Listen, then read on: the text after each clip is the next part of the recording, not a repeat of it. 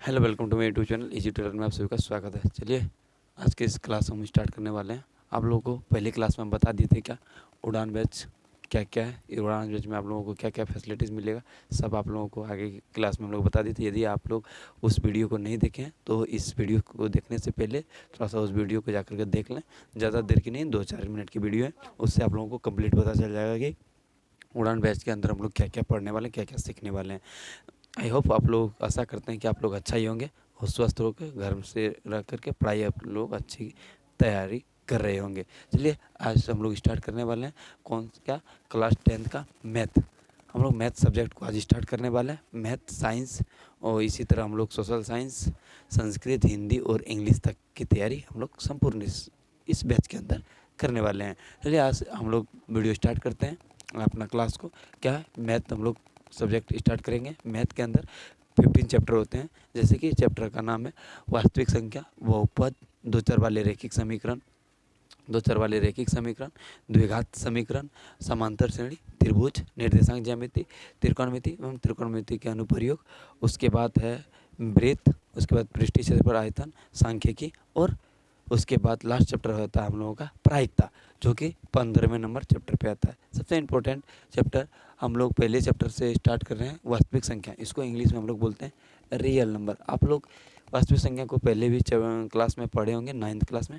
आप लोग न्यू यदि 9th से 10th में आए तो कोई दिक्कत वाली बात नहीं है। इसमें हम लोग बेसिक से एकदम एडवांस लेवल तक सीखने की कोशिश करेंगे और आप लोगों को सिखाने का पूरी तरीके से कोशिश करेंगे। चलिए आप लोग इस क्लास में एकदम बने रहें। अभी तक वीडियो को लाइक नहीं किए हैं तो लाइक कर दीजिए। चलिए हम लोग क्लास को स्टार्ट करते हैं। देखिए वास्तविक संख्या हम लोग स्टार्ट कर रहे हैं, चैप्टर नंबर फर्स्ट। इसको इंग्लिश में हम लोग रियल नंबर कहते हैं। आप लोग वास्तविक संख्या रियल नंबर 9th में पढ़े हैं, उस जस्ट उसी तरह रिलेटेड है। इसमें फर्स्ट नंबर आता है क्या, इसमें आप लोग पढ़े होंगे क्या, अंक। अंक अंक को इंग्लिश में हम लोग डिजिट बोलते हैं, लिख लीजिए। अंक को इंग्लिश में हम लोग डिजिट बोलते हैं। अंक कितने होते हैं, अंक 0 से स्टार्ट होते हैं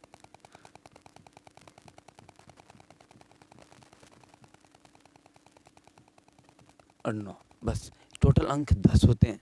अंकों की संख्या कितनी होती है, आप लोग लिख सकते हैं। अंक 10 होते हैं, अंक 10 होते हैं। इसी से मिल करके क्यों लाखों करोड़ों अंक बनते हैं, जस्ट यही 10 अंक नंबर मिला करके। मान लीजिए कि किसी का नंबर यदि हम लोग को लिखना होगा तो बस इसी सब संख्या में से हम लोगों को लिखना होता है। अब देखिए अंक के बाद क्या है, आप लोग अंक समझ गए होंगे। तो उसके बाद आता है प्राकृत संख्या। प्राकृत संख्या, प्राकृत संख्या क्या होता है, प्राकृत संख्या आप लोग जानते होंगे क्या, गिनती की सभी संख्या को हम लोग प्राकृत संख्या कहते हैं। जैसे 1, 2, 3, 4, 5, 6, 7 डॉट अनंत तक। क्या प्राकृत संख्या, जिसको कि हम गिन सकते हैं उसको हम क्या बोलते हैं, प्राकृत संख्या। सबसे छोटी प्राकृत संख्या आप लोगों को यदि पूछेगा तो सबसे छोटी प्राकृत संख्या 1 होता है और सबसे बड़ी प्राकृत संख्या अनंत होता है। प्राकृत संख्या आप लोग समझिए। उसके बाद आता है क्या, पूर्ण संख्या।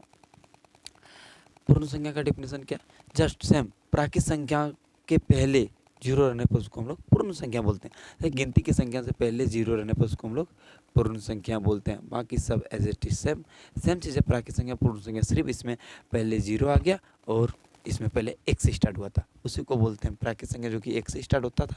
और इसमें पूर्ण संख्या बस गिनती की संख्या से पहले 0 रहने पर उसको बोलते हैं पूर्ण संख्या। यदि आप लोग को इसमें आप लोगों से पूछा जाए कि सबसे छोटी पूर्ण संख्या क्या होता है, तो सबसे छोटी पूर्ण संख्या 0 होता है और सबसे बड़ी पूर्ण संख्या सेम अनंत होता है। उसके बाद क्या आता है, पूर्ण संख्या के बाद क्या आता है, पूर्णांक संख्या।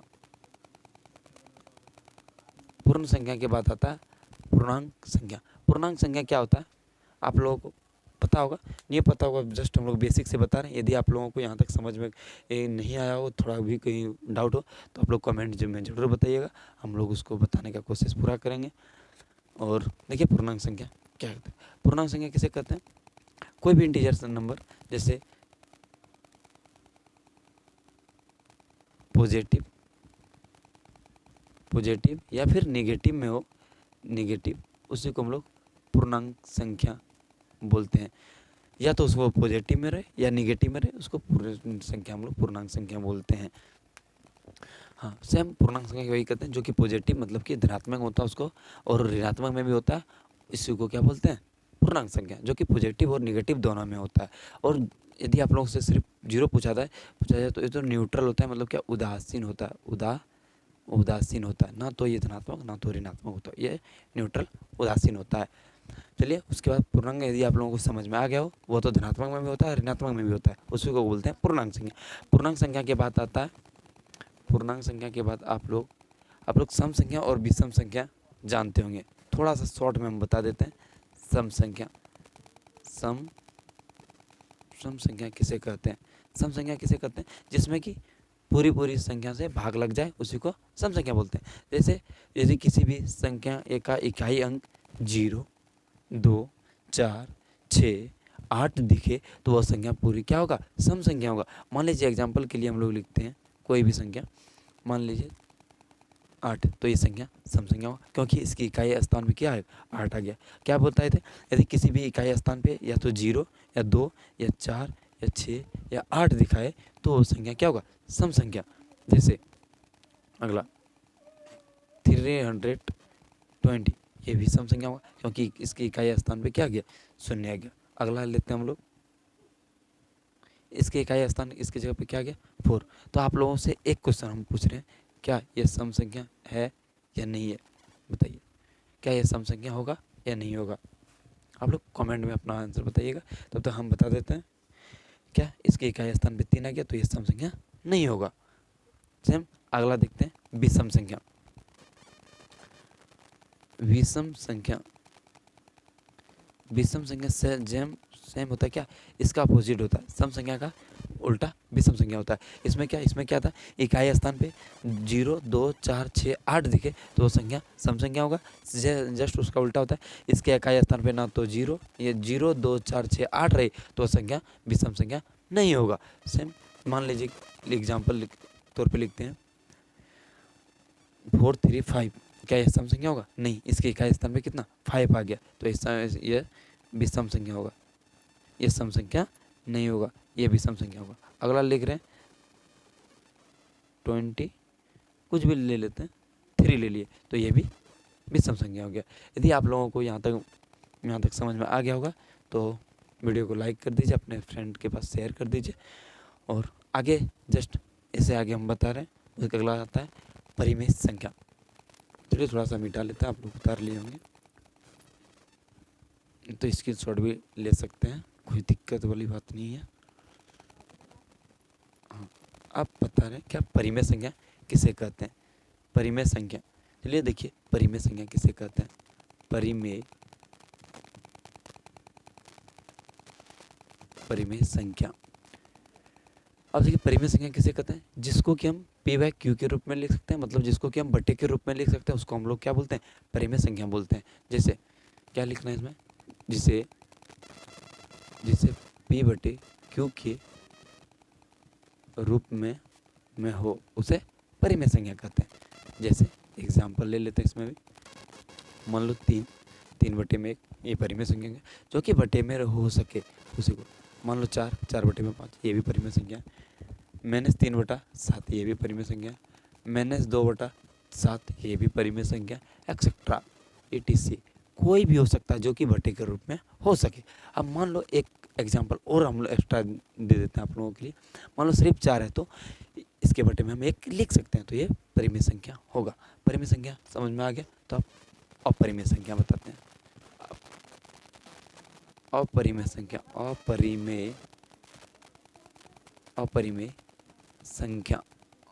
अपरिमेय संख्या सेम है क्या? परिमेय संख्या का उल्टा। इसमें लिखना जिसे p/q के रूप में नहीं लिख सकते, जिससे या जो p/q के रूप का नहीं हो उसे अपरिमेय संख्या कहते हैं। जैसे क्या? मान लो √3 लिख दिए, क्या इसको परिमेय के रूप में लिख सकते हैं? नहीं। इसका मान लो क्या भी है, रूट के अंदर रूट से बाहर निकल सकता है? नहीं, तो इसको परिमेय संख्या हम नहीं बोल सकते हैं। मान लो 3√5, इससे 5√3, इसको हम क्या बोलते हैं? अपरिमेय संख्या, क्योंकि इसको परिमेय संख्या यदि बाहर निकल सकता है तो उसको परिमेय संख्या बोलते हैं, नहीं तो उसको क्या बोलते हैं? अपरिमेय संख्या बोलते हैं, एक्सेट्रा। इसी तरह आप लोग ETC लिख सकते हैं, जिसको कि हम बटे के रूप में नहीं लिख सकते हैं, उसको हम लोग अपरिमेय संख्या बोलते हैं। चलिए आप लोगों को यहाँ तक समझ में आ गया होगा।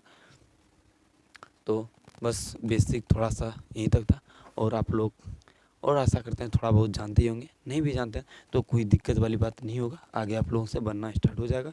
और थोड़ा सा एक है कि वो हम लोग बता देते हैं, यहाँ तक इरेज कर लेते हैं, जो कि आप लोगों को आनी चाहिए।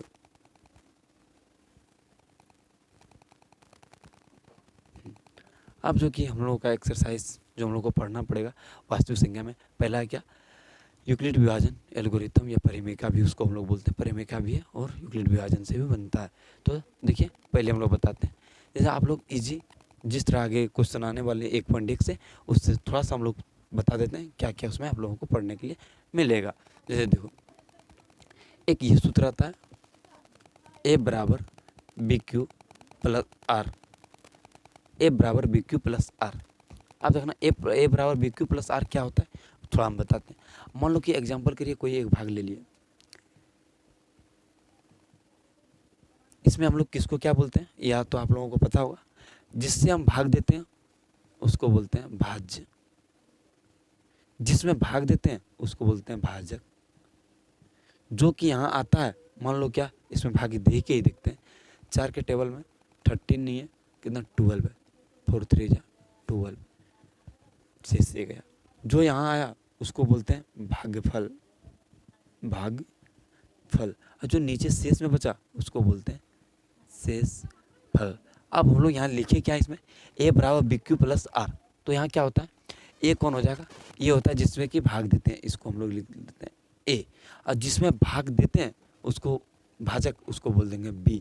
और जो यहाँ भागफल है उसको Q, और जो यहाँ शेष बचा उसको R। ध्यान देना, A आएगा जो जिससे हम भाग देंगे, B जगह पर आएगा जिसमें हम लोग भाग देंगे, उसको लिखेंगे यहाँ भाजक। और जो कि गुना, जिससे हम गुना करके लिखते हैं, मान लो कि 4 के पढ़ा में 13 है नहीं, किससे हम लोग पता किए, 3 से गुना किए ना, जो है नहीं तो 3 से किए, वो वाला लिखेंगे यहाँ BQ प्लस R। जो करके मान लो भाग लगा दिए तो उसको शेष कितना प्राप्त हुआ, R, उसको R बोलते हैं। शेष मान लो 1 प्राप्त हुआ तो उसको R बोलते हैं, शेषफल। बस इसी पे क्वेश्चन बना करके बनेगा। एक आता है, आप लोग ये भी लिख सकते हैं, A बराबर है R के, सॉरी B, हाँ R ही होता है, और नहीं बराबर होगा किसके, B के। ये लोग आप लोग यहाँ करके लिख सकते हैं, ये कोई दिक्कत वाली बात आप लोगों की नहीं है। और आप आगे बताने वाले हैं, आप लोग ये वाला समझ में आ गया होगा। तो चलते हाँ आगे की ओर।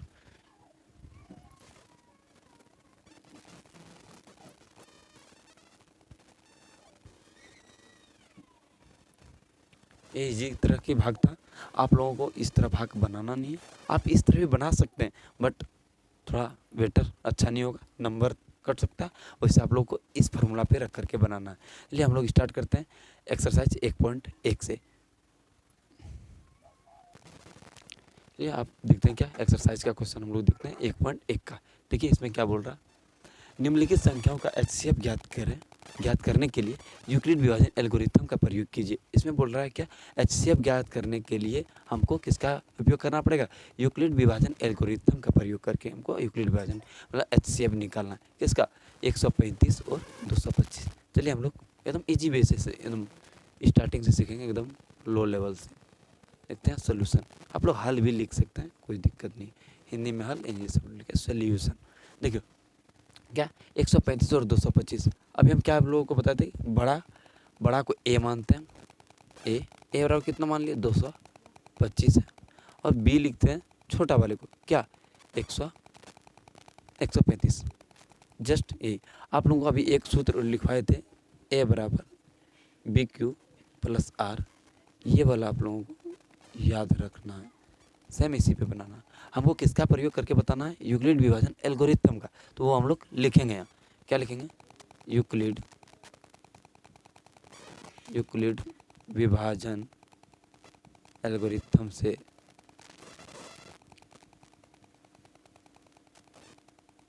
यूक्लिड विभाजन एल्गोरिथम का यही सूत्र है, सेम ये वाला यहाँ चिपकाना है। क्या, A बराबर BQ प्लस R।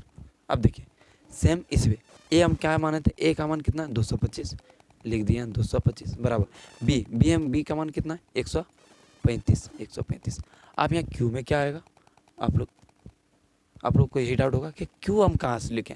अब क्यू क्या करेंगे 135 से 225 में भाग देंगे। ये तो आप लोगों ने सीखी होगी पिछले कक्षा में कि छोटे संख्या से बड़े संख्या में हम लोग क्या करते हैं, डिवाइड मतलब कि भाग देते हैं। देखो 135 से 225 में हम लोग भाग दे करके देखते हैं, क्या 2 बार में लगेगा, नहीं 1 बार में लगेगा, क्योंकि 2 बार में देंगे तो बड़ा हो जाएगा 270 हो जाएगा, लेकिन एक्चुअल में है क्या 225 है, तो 1 बार में लगा देंगे 135। अब देखिए 5 में 5 गया 0, यहाँ 2 में से 3 घटेगा नहीं, एक पैंचा ले लेते हैं जिसको हम लोग बोलते हैं क्या, एक कर्ज ले लेते हैं। यहाँ कर्ज लेंगे 12 हो जाएगा, 12 में 3 घटेगा तो 9। अब यहाँ कितना 2 था, एक कर्ज ले लिया, यहाँ बचा एक में से एक गया कुछ नहीं। अब कितना 90, तो क्यू का मान कितना आ गया 1 आ गया क्यू। 135 को नहीं किया तो 135 से लगा था ना, शेष 90 बचा। अब क्या है, इसको ए लिखते थे, अब ये वाला ए, यहाँ ए इसको बी बताए थे, और यहाँ वाला क्यू, तो क्यू की जगह पे एक आ गया ना, प्लस है, प्लस लिखिए आर। अब आर का मान कितना, आर देखिए शेष यहाँ कितना बचा है, शेष को क्या लिखते थे आर का मान कितना आ गया 90। अब की बार क्या होगा, ये वाला यहाँ आ जाएगा, ये वाला यहाँ आ जाएगा। देखिए जो बड़ा यहाँ बाहर आता है ए एक जगह पे, बी जो छोटा होता है जिससे कि हम लोग भाग देते हैं बड़े में, वो वाला। अब देखिए बड़ा ये वाला हो गया, ये दोनों के कंपेरिजन में इसका काम खत्म, तो यहाँ लिख देते हैं 135 बराबर। अब किससे भाग देना 90 से, अब लिख दिया 90 सेम। अब क्यू फिर गुना 90 से 135 में हम लोग भाग दे करके देखते हैं, लिख देते हैं 90 भागा 135। अब देखिए 90 से 135 में भाग देंगे, कितना बार में लगेगा 90 दूना 180। फिर क्या 2 बार में लगेगा भाग, नहीं 2 बार में नहीं लगेगा, कितना बार में 1 बार में लगाते हैं। अब देखिए कितना होगा, 5 में 0 घटा तो 5, 3 में 9 घटेगा नहीं, तो पूरा घटा देते इसमें, 13 में से 9 गया, कितना बचेगा 9 4 13, 45 बच गया। अब देखिए इसमें क्यू का मान कितना हो गया 1, यहाँ लिख दिया 1, प्लस कितना बचा शेष आर, इसको आर हम लोग बोलते हैं, तो आर कितना बच गया 45। अब सेम ये वाला यहाँ आ जाएगा, यहाँ लिख दिया 90 बराबर यहाँ कितना 45। आप 45 से 90 में भाग दे करके देखिए। अब देखिए 45 से 90 में भाग देना, दे देते हैं 45 से 90 में, कितना बार में भाग लग जाएगा, कितना बार में सीधा डबल लग जाएगा, 2 बार में हाँ लग जाएगा। 45 दूना 90, कितना हो जाएगा यहाँ पूरी 2 बार में कट जाएगा। अब यहाँ कितना शेष कुछ बचा नहीं, तो शेष कितना बचा 0 बचा, लिखिए यहाँ शेष 0। तो यहाँ हम लोग यही आर को ही हम लोग 0 करना था, शेषफल जब तक कि 0 नहीं आ जाए तब तक हम लोग गुना भाग इस प्रक्रिया को जारी रखना है, लिख रहे हैं। अब यहाँ लिख सकते हैं अतः आर बराबर 0, तो HCF कितना हो जाएगा, HCF भाग किससे पूरी लगा, ये वाला कितना से 45 से, तो यहाँ 45, अतः HCF बराबर कितना हो जाएगा 45। आप लोग यहाँ लिख सकते हैं 135 और 225 का HCF बराबर कितना है 45। बस इसी तरह आप लोगों को बनाना था। चलिए नेक्स्ट अगला क्वेश्चन देखते हैं। देखिए अगला क्वेश्चन सेकेंड नंबर क्वेश्चन है, सॉरी मिस्टेक। अब देखिए इसमें भी क्या करते हैं, बड़े वाले को ए मानते हैं और छोटे वाले को बी मानते हैं, तो ए बराबर कितना हो जाएगा 38,220 और बी बराबर कितना हो जाएगा 196। इसमें भी किस क्वेश्चन पे हमको बनाना, सेम यही, तो लिखना है यही यूक्लिड विभाजन एल्गोरिथम से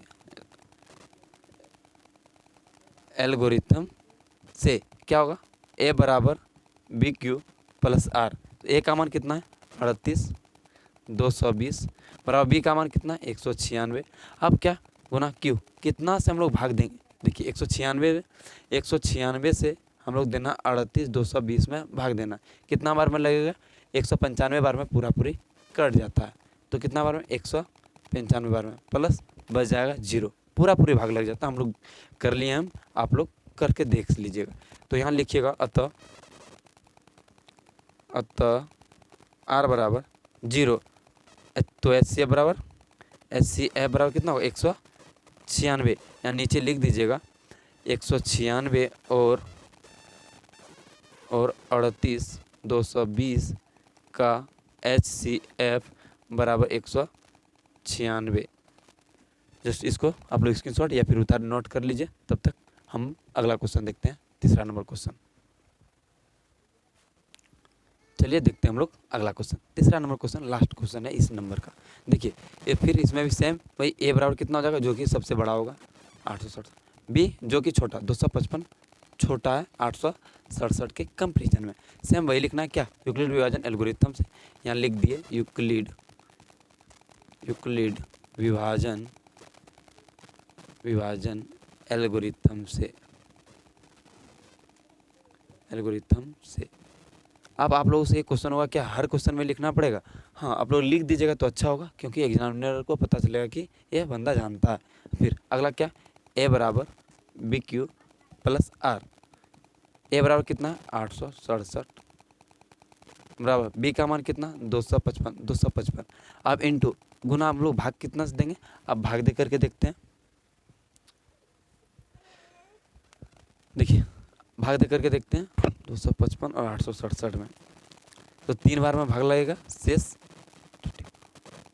102 102 शेष बच जाएगा। फिर 255 यहाँ आ जाएगा। जैसे इसमें बड़ा में छोटा वाला भाग दिया, सेम बड़ा में फिर छोटा वाला भाग देंगे, तो आ गया 255 में 102 से हम लोग भाग दे करके देखते हैं कितना आएगा, 102। फिर कितना है 255 कितना बार में लगेगा, 2 बार में कितना हो गया 204 51। अब यहाँ लिख देते हैं कितना बार में लगा, 2 बार में, तो 2 प्लस शेष कितना बच गया 51, तो यहाँ लिख देते हैं 51। सेम अब की बार ये वाला यहाँ आ जाएगा, तो लिख देते हैं कितना 102 बराबर 51 यहाँ आ जाएगा। अब की बार 51 से 102 में भाग दे करके देखते हैं, तो चलिए यहीं दे कर देखते हैं, तो ये 2 बार में पूरी लग जाता है।